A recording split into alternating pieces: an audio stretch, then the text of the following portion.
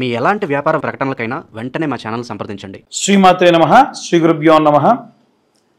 September 7వ తారీఖు నాడు మనకు గ్రహణం అనేటువంటిది ఉంది.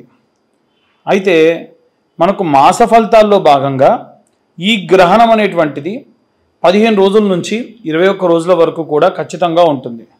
కాబట్టి ఈ ద్వాదశ రాశులకి కూడా గ్రహణకాల సమయమునందు ఎలాంటి మంత్రం చదువుకోవాలి, ఎలాంటి దానాలు చేయాలి, అలాగే గ్రహణం సమయంలో మీరు ఒక్కసారి మంత్రం చదివితే, నేను ఇప్పుడు చెప్పే మంత్రం ఏదైతే ఉందో అవి చదివితే వాటికి 10,000 నుండి 1,00,000 సార్లు చదివిన దానికి ప్రతిఫలం దక్కుతుంది.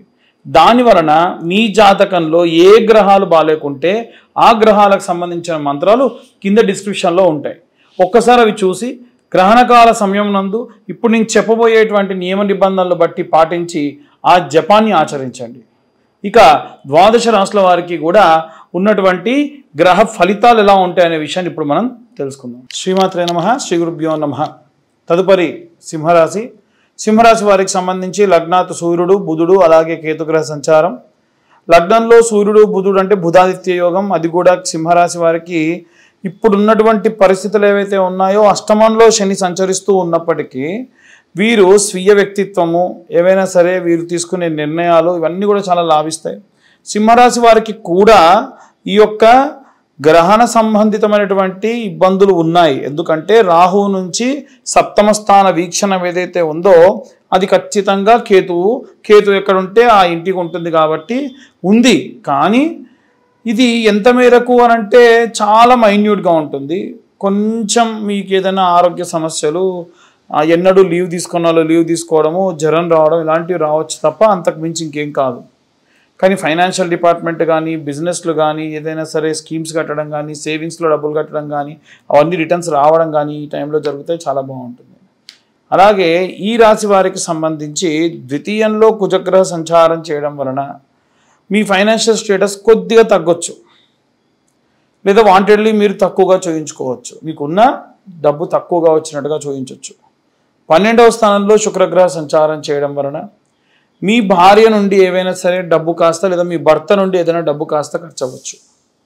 భార్యాభర్తల్లో భర్త అయితే భార్యకి, భార్య అయితే భర్తకి డబ్బు ఏదైనా సరే ఖర్చు అవ్వచ్చు.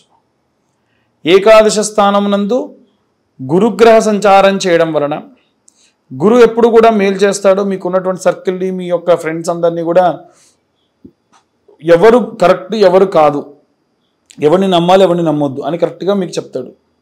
ఇది కూడా గురువే ఖచ్చితంగా చేయడం. 8th హౌస్లో శని, 7th హౌస్లో చంద్రుడు, రాహు. ఈ 7th హౌస్లోనే గ్రహణం ఏర్పడుతుంది కాబట్టి ఆరోగ్య సంబంధిత విషయములు కానీ, ఏవైనా సరే గ్రహణ సమయం నందు దూర ప్రాంతాలు ప్రయాణం చేయడం, ఇంకేవైనా సరే నిర్ణయాలు తీసుకుంటే అవన్నీ కూడా మానుకోవడం మంచిది. పూర్తిగా ఈ యొక్క గ్రహ సంచారాన్ని బట్టి మీకు మేము చెప్పేటువంటి విషయాలన్నీ కూడా కేవలం గోచార రీత్యా చెప్పే విషయములు మాత్రమే. పూర్తిగా మీ జాతకం విశ్లేషణకు కావాలి అని అంటే మీ పేరు, మీ date of birth, time, place కింద ఉన్న నెంబర్కి వాట్సాప్ చేయండి. 2,025 రూపాయలు చెల్లిస్తే మీ జాతకం పూర్తిగా 60-70 పేజీల్లో అందిస్తాం. చాలామంది ఎంత తీసుకుంటారని చెప్పరు, జాతకానికి ఎవరో మాట్లాడతారు. అలాంటివి కాకుండా నేనే స్వయంగా మాట్లాడడం జరుగుతుంది. ఆసక్తి కలవారు కింద ఉన్న నెంబర్కి కాంటాక్ట్ చేయొచ్చు. అలాగే ఈ యొక్క గ్రహణం సమయంలో మీరు చదవవలసిన మంత్రం ఏమిటి అంటే సూర్య అరిష్టేతు సుసంప్రాప్తే సూర్య పూజాంచ కారయేత్ సూర్యధ్యానం ప్రవక్ష్యామి ఆత్మ పీడోప శాంతయే. ఖచ్చితంగా ఈ మంత్రాన్ని గ్రహణం సమయంలో చదవండి. ఒక్కసారి చదివితే 1,00,000 సార్లు మీరు చదివిన దాంతో సమానం. ఇక అందరూ కూడా ఎలాంటి దానాలు చేయాలి, ఎలాంటి మంత్రం చదవాలి, ఈ మంత్రాన్ని జపతీర్థంగా ఎలా మార్చాలనే విషయాన్ని ఇప్పుడు మనం తెలుసుకుందాం. అయితే ఈ యొక్క సింహరాశి వాళ్ళు ఇంకా కొన్ని రకాలైనటువంటి రెమెడీస్ తీసుకోవచ్చు. ఎలా అంటే అరుణ పారాయణం చేయించడం కానీ, లేకుంటే ఈ యొక్క సూర్యాష్టకం చదవడం కానీ, ఈ గ్రహణం తర్వాతి రోజు మీరు బ్రాహ్మణోత్తములు ఎవరికైనా సరే గోధుమలు దానం చేయడము, వీటితో పాటు కేజీంబావు గోధుమలు, కేజీంబావు బియ్యము, కేజీంబావు మినపగుండ్లు ఒక పంచలో పెట్టి దానం చేయడం వల్ల విశేషంగా ఈ యొక్క గ్రహణం సంభవించినప్పుడు ఉన్నటువంటి దోషములు పోగొట్టుకోవచ్చు. వీటితో పాటు అరుణ పారాయణం చేయించడం కానీ, అలాగే ఈ యొక్క అరుణ హృదయం, అరుణ పారాయణం చేయించడం, ఇవన్నీ కూడా మీకు విశేషమైనటువంటి సత్ఫలితాలు ఇచ్చేటువంటి అవకాశం ఉంది. ఆదిత్య హృదయం చేయించడం కూడా విశేషమైనటువంటి సత్ఫలితాలు పొందవచ్చు. కాబట్టి ఇవన్నీ కూడా ఏంటంటే గ్రహణం జరుగుతున్నటువంటి దగ్గర నుండి 7th హౌస్ 7వ స్థానంలో కేతువు ఈ యొక్క గ్రహాలతో కలిసి ఉండడం, అది కూడా ఈ యొక్క సింహరాశిలో ఉండడం వలన కాస్త ఆ ప్రభావం అనేటువంటిది తగ్గుముఖం పడుతుంది. ఆరోగ్య సమస్యలు, అపమృత్యు భయాలు కూడా పోతాయి. కాబట్టి ఇవి ఎవరైనా సరే విశేషంగా మీకు దగ్గరలో ఉన్నటువంటి, ఎప్పుడూ కూడా ఈ వీడియో చెప్తున్నా కదా నాకు కాల్ చేసి ఖచ్చితంగా మీరు చేయడం చెప్పను. మీరు ఎవరి దగ్గరైనా సరే ఇవన్నీ చేయించుకోవచ్చు, అది మీ శక్తి మేరకు చేయించండి. అలాగే అందరూ కూడా ఎలాంటి రెమెడీస్ తీసుకోవాలి, ఎలాంటి మంత్రం చదవాలి, ఎలాంటి దానాలు ఇవ్వాలి, గర్భవతులు ఎలాంటి జాగ్రత్తలు తీసుకోవాలి, ఈ గ్రహణం మనం ఎలా కూర్చొని తపస్సు చేసుకోవాలి అనే విషయాలన్నీ కూడా ఇప్పుడు మీకు చెప్పడం జరుగుతుంది. కింద డిస్క్రిప్షన్లో కూడా ఇవ్వడం జరుగుతుంది. ఏంటో పంతులు గారు మీరు గ్రహణం అంటున్నారు, ఏదో జపం అంటున్నారు, మేము ఇంట్లో కూర్చొని ఉంటామండి, మాకు ఎలా చేసుకోగలుగుతాం మేము? ఇదంతా ఉత్తి ట్రాష్, ఏదో పంతులు బాగా క్యాష్ చేసుకోవడానికి చెప్తున్నాడు అని ఇంకోటి అంటాడు. అయ్యా ఇవన్నీ కూడా చూడండి బాగా ఒకసారి. ఈ జపం మీరే చేసుకొని ఆ తీర్థం మీరే తీసుకోవచ్చు. ఎలా అనేది ఇప్పుడు చెప్తున్నా నేను. మీరు ఏ పంతుల దగ్గరికి వెళ్ళే పని లేదు. మీ ఇంట్లో మీరు కూర్చొని గ్రహణం జరుగుతున్నప్పుడు మీరే ఇది జపతీర్థంగా తీసుకోవచ్చు. మీరు లక్షలు ఖర్చు పెట్టినా సరే ఎవరు కూడా మీకోసం చేయనటువంటి పూజా విధానాన్ని మీరే చేసుకోవచ్చు అని చెప్తున్నా కదా. అదే ఎలా అనేది తెలుసుకుందాం. ముందు గ్రహణం ఎప్పుడు అంటే సాయంత్రం సమయంలో 8:58 నుండి ప్రారంభమై 1:50 వరకు జరుగుతుంది. ఈ గ్రహణ కాలం కంటే గంటన్నర ముందే భోజనాలు చేయడం పూర్తి చేయండి. అందరూ మగవాళ్ళందరూ కూడా, ఆడవాళ్ళు కూడా చేయొచ్చు కానీ మగవాళ్ళు చేస్తే మంచిది. వారందరూ కూడా ఒక గ్లాస్, ఆ గ్లాస్లో దర్భ, ఒక ప్లేట్లో ఒక దర్భ కింద వేసుకొని దానిపైన చాప వేసుకొని కూర్చోండి. అలాగే ఇంట్లో ఉన్నటువంటి అన్ని తినుబండారాల్లో కూడా దర్భ వేయాలి. నూనె పదార్థాల్లో దర్భ వేయాలి. అదేంటండి ప్యాకెట్ ఐటమ్స్ ఉంటాయి మీ ఫ్రిడ్జ్లో పెట్టుకుంటే దానిపైన దర్భ వేయండి. ఇంట్లో ఓవర్ హెడ్ ట్యాంక్లో కూడా దర్భ వేయండి. మీ డాబా పైన దర్భ వేసుకోండి. సింపుల్, అంతకుమించి ఏం లేదు. ఈ పంతులందరూ కూడా దర్భ బాగా ప్రమోట్ చేస్తున్నారు. దర్భ వాల్యూ ఎంత ఉంటుంది? 10 రూపాయలు ఉంటుంది. దాన్ని మీరు ప్రమోట్ చేసే పనేం లేదు. కాబట్టి ఇది ఏ ప్రమోషన్ కాదు, మీ మంచి కోసం చెప్తున్నాం. సో గ్రహణం ప్రారంభమైన వెంటనే ఏం చేయాలంటే ఆచమనం చేయండి. మామూలుగా 3 సార్లు చేతిలో నీళ్లు తీసుకొని ఏ మంత్రం చెప్పే పని లేదు. వస్తే కేశవనామాలు, కేశవాయ నమః, నారాయణ నమః, మాధవాయ నమః, గోవిందాయ నమః, త్రివిక్రమాయ నమః, మత్సూదనాయ నమః, వామనాయ నమః, శ్రీధరాయ నమః, ఋషికేశాయ నమః, పద్మనాభాయ నమః, దామోదరాయ నమః, సంకర్షణాయ నమః, వాసుదేవాయ నమః, ప్రద్యుమ్నాయ నమః, అనిరుద్ధాయ నమః, దోక్షాయ నమః, నారసింహాయ నమః, అచ్యుతాయ నమః, జనార్దనాయ నమః, ఉపేంద్రాయ నమః, హరియే నమః, శ్రీకృష్ణాయ నమః. ఇవి కేశవనామాలు. ఇవి చదవగలిగితే చదవండి, లేకుంటే అది కూడా లేదు. సాధారణంగా మీరు మామూలుగా ఆచమనం చేసేసుకోవచ్చు. ఆచమనం చేసుకున్న తర్వాతకి 3 సార్లు చేసుకొని 4వ సార్లు వదిలిపెట్టి మనసులో మీ గోత్రం అనుకోండి. ఆ తర్వాతకి మీ ఇంటి పేరు అనుకోండి. ఆ తర్వాతకి మీ ఇంట్లో ఉన్న అందరి పేర్లు అనుకోండి. ఉదాహరణ మీ నాన్నగారి పేరు చెప్పారు, ఆయన పేరు రామారావు నామ్న్యః, ధర్మపత్ని సమేతస్య పేరు సీతానామ్న్యః, సుపుత్రకాయ మీ పేర్లు చంద్రశేఖర్ నామ్న్యః, ఇలా అనుకోండి. అనుకొని మనసులో మీ సంకల్పం ఏమిటి? మా జాతకరీత్యా అంటే మమ జాతక సంపూర్ణ గ్రహదోష నివారణ సిద్ధ్యర్థం గ్రహణకాలే నవగ్రహ జపాక్యం కరిష్యే. చేతిలో నీళ్లు పోసుకొని వదిలేయండి. ఆ గ్లాస్లో దర్భ పెట్టిన గ్లాస్లో ఒక స్పూన్ వేసి దర్భ వేశారుగా, ఆ నీళ్లు తీసుకుని వదిలేయండి. ఇక కూర్చొని జపం చేయండి. ఎలా చేయాలనంటే బాసం పెట్టలు వేసుకొని కూర్చోండి. అది తెలంగాణలో అయితే సకలం బుక్లం పెట్టుకొని కూర్చోమంటారు.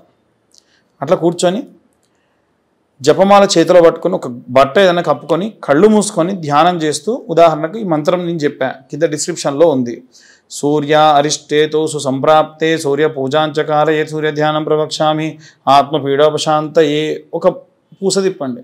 ఇట్లా 200 సార్లు చదివితే మీ జీవితకాలంలో మీ జాతకరీత్యా ఉన్న సూర్యగ్రహ దోషం పోయి అధికరణ సిద్ధి లభిస్తుంది. ఇలా చంద్రుడిది ఉంది, బుధుడిది, గురువుది, మంగళుడిది, కుజుడిది, అందరిది ఉంది. ఖచ్చితంగా మా ఛానల్ వాళ్ళకి చెప్పి నేను టైప్ చేసి పంపించా, వాళ్ళు ఖచ్చితంగా కింద వేస్తారు.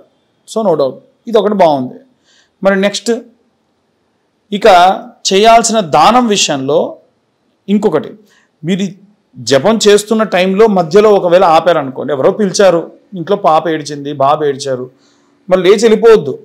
ఆ నీళ్లు ఒక స్పూన్లా తీసుకొని తత్సత్ బ్రహ్మార్పణమస్తు అని పక్కన ఉన్నటువంటి ప్లేట్లో వేయాలి.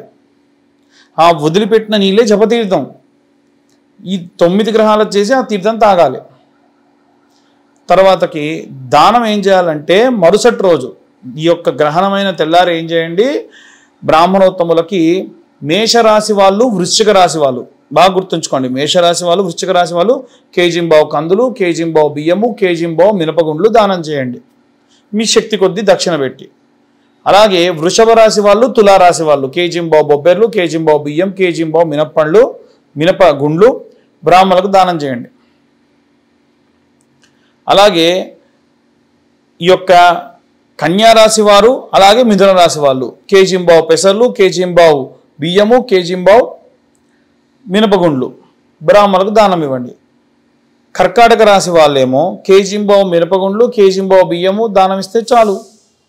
అదే సింహరాశి వాళ్ళైతే కేజీంబావు మినపగుండ్లు, కేజీంబావు మినుములు, కేజీంబావు గోధుమలు బ్రాహ్మణులకు దానం ఇవ్వాలి గ్రహణమైన తెల్లారి.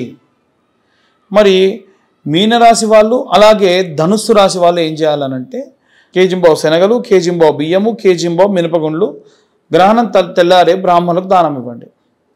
ఇక కుంభరాశి వాళ్ళు, అలాగే మకర రాశి వాళ్ళు కేజీంబావు తెల్ల నువ్వులు, కేజీంబావు బియ్యము, కేజీంబావు మినుములు ఏదన్నా తెల్ల వస్త్రంలో పెట్టి బ్రాహ్మణులకు దానం ఇవ్వండి. వాళ్ళు నువ్వులు తీసుకోలేము, నువ్వులు తీసుకోమంటే కేజీంబావు బెల్లం ఇవ్వండి. లేదు నూనె తీసుకుంటా అంటే కేజీంబావు వంట నూనె ఇవ్వండి. అది కూడా శనిదానం కిందకే వస్తుంది. బ్రాహ్మణులకు వంటకు వాడుకుంటారు. నువ్వుల బదులుగా ఇవి రీప్లేస్ చేసుకోవచ్చు. ఇక ప్రెగ్నెంట్ లేడీస్ విషయానికి వస్తే వాళ్ళు ఎడం వైపే తిరిగి ఉండాలి. ఏం లేదు, మీకు కంఫర్ట్గా పడుకోండి. ఒక రూమ్లో చీకటిగా ఉండాలి. ఒక మూలకు ఆవు నెయ్యి దీపం పెట్టి ఒక గాజుది ఏదైనా సరే మూత పెట్టేసుకోండి. ఫోన్ స్విచ్ ఆఫ్ చేయండి, లేకుంటే ఏరోప్లేన్ మోడ్లో పెట్టండి. ఓకే, ఏరోప్లేన్ మోడ్లో ఎందుకు పెట్టమంటున్నా అంటే లైట్ కావాలంటే చిమ్మ చీకటి ఉంటే మరి లైట్ ఉండాలిగా, మధ్యలో వాష్రూమ్కి వెళ్ళాల్సి ఉంటే వెళ్ళండి. గోకకూడదు అంటే ఎలా కుదురుతుందమ్మా? కొంతమంది మరి ఇళ్ళలో గోకొద్దు అంటున్నారంట, ఇచ్చింగ్ చేయొద్దు అంటే. కరెక్ట్ కాదు. ఆల్రెడీ వూండ్ ఉంటే దాన్ని ఇచ్చింగ్ చేయొద్దు. మామూలుగా దోమలు కొడితే కోక్కోకుండా ఎలా ఉంటారు? అదేం లేదు, చేయొచ్చు. సో ప్రెగ్నెంట్ లేడీసే కాదు, అందరు కూడా బెడ్ కింద కంపల్సరీ మీరు ఈ యొక్క దర్భను వేసుకోండి. మీరు తాగడానికి నీళ్ళు, పాలు, ఏమైనా తినడానికి బిస్కెట్స్, లేకుంటే కొంచెం కాజు లాంటివి పెట్టుకోండి. ఆకలి వేస్తుంది ప్రెగ్నెంట్ లేడీస్కి, కాబట్టి అలాంటివి వేసుకోండి. వాటిలో కూడా దర్భ వేసి పెట్టుకోండి. అంతే. ఆ దర్భ మరీ మీ గొంతులో అడ్డుపడకుండా వేలుతో అలా పట్టుకొని నీళ్లు తాగడమో పాలు తాగడమో చేయండి. సో ఇలాంటివి చేయడం వలన ప్రెగ్నెంట్ లేడీస్ అన్ని జాగ్రత్తలు తీసుకున్న వాళ్ళు అవుతారు. ఇవి స్వయంగా మీరే చేసేటువంటి దానములు, చేసేటువంటి జపములు. ఏ బ్రాహ్మణోత్తముడి దగ్గరికి కూడా పోయి మీరు మా కోసం జపం చెయ్యండి అని అడిగే పని లేకుండా మీ అంతటి మీరే చేసుకోదగినవి. కాబట్టి గ్రహణం ఉన్నప్పుడు ఎట్టి పరిస్థితులు ఇలా చేయండి. దానివలన విశేషమైనటువంటి సత్ఫలితాలు పొందుతారు. వీటితో పాటుగా ఎవరైనా సరే జాతకం గురించి కావాలనంటే మీ పేరు, మీ date of birth, time, place కింద ఉన్న నెంబర్కి వాట్సాప్ చేయండి. 2025 రూపాయలు చెల్లిస్తే పూర్తిగా మీ జాతకం విశ్లేషణగా మీకు అందిస్తాను. అలాగే మీ జాతకంలో నిజంగా గనక ఏ గ్రహాలు బాగాలేకుంటే ఆ గ్రహాల వరకు మాత్రమే జపం చేసుకోవచ్చు ఆ రోజున. ఎవరైతే జాతకం చెప్పించుకుంటారో వారి జాతకంతో పాటుగా ఈ యొక్క జ్వాలాముఖి మాల కూడా మీకు అడ్రస్ ఇస్తే పంపించడం జరుగుతుంది. ఇక అందరూ కూడా ఈ గ్రహణ సమయంలో జాగ్రత్తగా ఉండండి. ప్రెగ్నెంట్ లేడీస్ ముద్దుగా జాగ్రత్తగా ఉండండి. సర్వే జన సుఖినో భవంతు. స్వస్తి.